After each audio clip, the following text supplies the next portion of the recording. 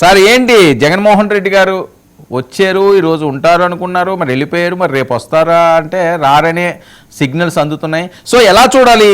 మీరేమో ఆయనకి అడిగినంత టైం ఇవ్వనంటారు, ఆయనేమో ఇవ్వకపోతే నేను ఎందుకు వస్తానో నాకు అవసరం లేదని ఆయన అంటారు. వరుణ్ గారు, మీకు అలానే పెద్దల ప్రసాద్ గారికి, మధుసూదన్ రెడ్డి గారికి, ఆనంద్ సాగర్ గారికి అందరికీ కూడా నమస్కారం. ఇప్పుడు కొద్దిగా గొప్ప అంటే నాకు అంత అవగాహన లేదు కానీ అసెంబ్లీ సెషన్స్ మీద కొంచెం మీకు అప్డేట్ అవుతారు కాబట్టి మీకు అవగాహన ఉంటుంది, ప్రసాద్ గారికి అవగాహన ఉంటుంది. అట్లా ఉన్నటువంటి ఇద్దరు తెలుగుదేశం వైసీపీ వాళ్ళు కూడా అవగాహన ఉంటుంది అనుకుంటున్నాను. ఇప్పుడు ఏదైనా ఒక బిజినెస్ రూల్స్ అంటారు కదా, అక్కడ ఉన్న సిస్టమ్ ప్రకారం నడుస్తుందా, మన ఇష్టం ప్రకారం నడుస్తుందా? ఉంటాయి కదా కొన్ని రూల్స్ అండ్ రెగ్యులేషన్స్ ఉన్నాయి కదా మనకి, దాని ప్రకారం వెళ్తారు తప్పితే అదర్వైజ్ దాన్ని డివైడ్ చేసి వెళ్ళడానికి అవకాశం ఉంటుందా? నాకైతే తెలియదు. మరి ఇప్పుడు నేను జగన్మోహన్ రెడ్డి గారు ప్రతిపక్ష నేతగా, సరే కాసేపు దాన్ని కూడా పక్కన పెడదాం, అసలు ఆ సంఖ్య వచ్చిందా లేదా, హోదా ఉంటుందా లేదా అనేది తీస్తే, మేము అధికార పక్షం కాబట్టి ఉన్నవాళ్ళు వాళ్ళు కాబట్టి వాళ్ళే ప్రతిపక్షం అక్కడ. సో ఆ ప్రతిపక్ష పాత్రని ఏ రకంగా పోషించాలి అనేది వాళ్ళు మాట్లాడుకోవాలి.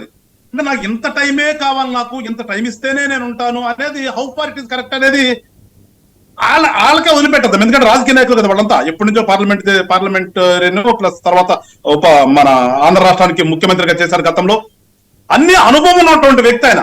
మనమేమి నేనుగా సరే మనమానికి కూడా నేనుగా చెప్పేటంటే కూడా నాకంటే అనుభవం ఉన్నటువంటి వ్యక్తి, పార్టిసిపేట్ వ్యక్తి. నేను బయట ఉండి మాట్లాడినా కానీ లోపల ఉండి ఒక 5 సంవత్సరాలు సభ అధ్యక్షుడుగా, ఐ మీన్ స్పీకర్ గారు సభను కంట్రోల్ చేసినా కానీ ముఖ్యమంత్రి సభాధ్యక్షుడు అంటారు కదా, లీడర్ కదా, సభకు లీడర్ గా 5 సంవత్సరాలు ఉన్నటువంటి వ్యక్తి, అంతకుముందు ప్రతిపక్ష హోదాలో ఉన్నటువంటి వ్యక్తి.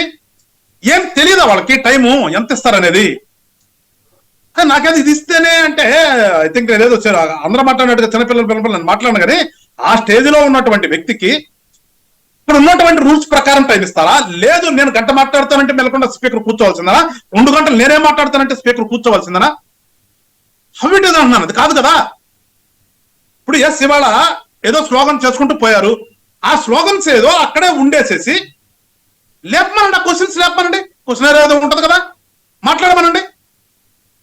అరగంటలో ఇప్పుడు గంట మాట్లాడాలనుకున్నది టైం లేనప్పుడు ఏం చేస్తాం? ఇప్పుడు మీకు ఉందండి గంట టైం డిబేట్ కి, మన టైం ఎంత గంటలో ఇప్పుడు ఎంతమంది గెస్ట్ ఉన్నాం మేము, మీరు మాట్లాడాలి ప్లస్ 4 ఉన్నాం మేము, 4 మాట్లాడాలి. ఇప్పుడు ప్రసాద్ గారికి ఇచ్చిన తర్వాత ప్రసాద్ గారు మాకంటే ఒక 5 నిమిషాలు ఎక్కువ టైం తీసుకుంటాడు, తర్వాత వచ్చే వాళ్ళకి ఆటోమేటిక్ 5 నిమిషాలు తగ్గిపోయింది కదా, 5 నిమిషాలు తగ్గుతుంది కదా.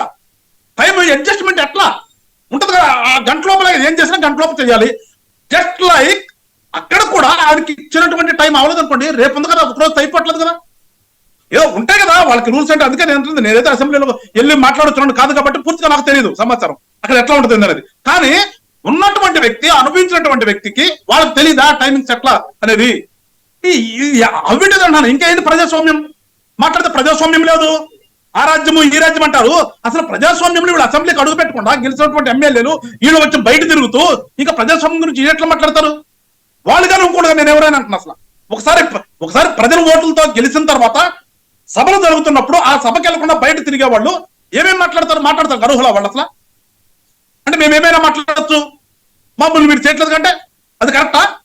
సార్ ప్రజలకు వదిలేద్దాం మనం, కొన్ని ప్రజలు కూడా చెప్పాలి. ఇప్పుడు నేనేదో ఒక పార్టీ తరపు నేను మాట్లాడాను, లేదంటే సాగర్ గారు ఒక పార్టీ మాట్లాడాను, మధుసూదన్ రెడ్డి గారు ఒక పార్టీ తరపు మాట్లాడుతూ అనేది కాదు. అసలు ఓవరాల్ గా మనం అసెంబ్లీ గురించి మాట్లాడుతున్నాం. అసెంబ్లీ గురించి సెషన్స్ మాట్లాడినప్పుడు ఆ పార్టీలు ఖచ్చితంగా మాట్లాడదాం. అక్కడికి వెళ్ళాలి, ఏం చేయాలి ఏంటి అనేది.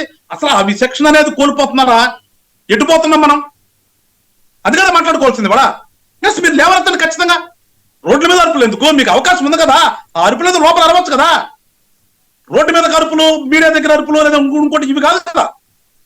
దానికేనో మీరందరూ నేను టీవీలో వాళ్ళందరూ నేను సెటైరిక్ గానో 11 మీరు పెట్టడం అవసరమా?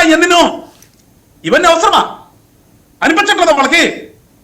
ఇంత పెద్ద ప్రజాస్వామ్యం అన్నప్పుడు, ప్రజాస్వామ్యంలో ఆయనకు ఓట్లేసి గెలిపించారు, గతంలో ముఖ్యమంత్రి చేశాడు, మరి ఆ రోజున ఏమైంది ఇవన్నీ? అప్పుడు కూడా వాళ్ళు చేసి ఉంటారు కదా. అప్పుడు వాళ్ళు హరికథలు చెప్పలేదా, బుర్రకథలు చెప్పలేదా, మాట్లాడదా? అన్ని చూసాం కదా. ఇవాళ మీకు ఉన్నటువంటి అవకాశాన్ని మీరు సభలో ఎందుకు ఉపయోగించుకోలేకపోతున్నారు? దానికి వచ్చేసి మళ్ళా అధికార పక్షం మీద మీరు అబాండాలు వేయటం ఎందుకు? మీరు అసలు ఉండి మాట్లాడాలి కదా. నేనేమంటే ఒక్క రోజైనా సరే మీరు ఉండి మాట్లాడండి. మీరు మాట్లాడేటప్పుడు మీకేమైనా ఆటంకాలు కలిపి ఇంటెన్షనల్ గా అక్కడ ఉన్నటువంటి రూల్స్ కు వ్యతిరేకంగా మిమ్మల్ని కనుక అధికార పక్షం కనుక ఏమైనా చేస్తే మీరు అప్పుడు బయటకు వచ్చి మాట్లాడండి. అప్పుడు అది వాస్తవం అనిపిస్తుంది. అసలు మీరు ఆ పని చేయకుండా మేము రామంటూ ఓ పక్కన మాకు ఏదో కావాలి, హోదా కావాలని ప్లకార్డులు మీరు హైకోర్టులో వేశారు కదా, కోర్టులో పెండింగ్ ఉండగా ఇక్కడ ఎవరు ఇస్తారు మీకు హోదా? ఓకే, అసలు ఏంటంటే హోదా ఎందుకంటే నాకు గతంలో గుర్తొస్తుంది. ఉమ్మడి సభ ఉండగా మనకు నోముల నరసింహ గారు ఒకళ్ళు ఇద్దరు ముద్ర ఉండేవాళ్ళు. వాళ్ళు సిపిఐ కానీ సిపిఎం కానీ ఒకళ్ళు మాట్లాడేవాళ్ళు. నాకు గుర్తొస్తున్నవన్నీ. వాళ్ళకి అప్పుడేమి ఏమి అడగల. మరి ఒక్కొక్క సభ్యుడు వాళ్ళు ఒకళ్ళు ఇద్దరు కూడా మాట్లాడారు వాళ్ళంతా. ఓకే, మరి వాళ్ళు ఎందుకంటే మాట్లాడకపోతున్నారు? మీరు శాసన మండలిలో మీకు సభ్యులు ఉన్నారు, ఇక్కడ 11 మంది ఉన్నారు. ఆ పాత్రను పోషించండి. మీకు ప్రజాస్వామ్యంలో మేమిచ్చారండి మీకు. మీరు తీసుకున్న ప్రతిపక్ష హోదా, ప్రతిపక్ష పాత్ర మీరు పోషించండి కదా. గతంలో మాకేమంది మేము తిరుగుతున్నాం. మీరు హింస చేసినప్పుడు అంతా గత 5 సంవత్సరాలు మాకేమైనా ఉన్నాయా? రాష్ట్రంలో తిరిగాం. వెంకటేశ్వర గారు తిరిగాం. 17 నియోజకవర్గాల్లో కూడా వాళ్ళు చేస్తున్నటువంటి దుర్మార్గాలు ఎదిరించారు. ఏముందప్పుడు మాకేమి లేదు కదా. అప్పుడు వెంకటేశ్వర అంటే మాకు సింగిల్ కూడా లేదు కదా, ఏం లేదు కదా. ప్రజల తరపున మాట్లాడటానికి, ప్రజల కోసం మాట్లాడటానికి, ప్రజాస్వామ్యం కూరి అవుతున్న మాట్లాడటానికి దానికి ఒక హోదా కావాలని నేను అనుకోట్లా. రాజకీయ నాయకుడు సరిపోద్ది. హోదా సరిపోద్ది. రాజకీయ నాయకుడుగా మాట్లాడచ్చు. దానికి ఏదో రాజ్యాంగం హోదా కల్పించవలసిన. సరే వెంకటేశ్వర గారు, ఏమండి అంబటి రాంబాబు గారిని ఇంక వదలరా? అది చట్టం తన పని తాను చేసుకుపోతాం.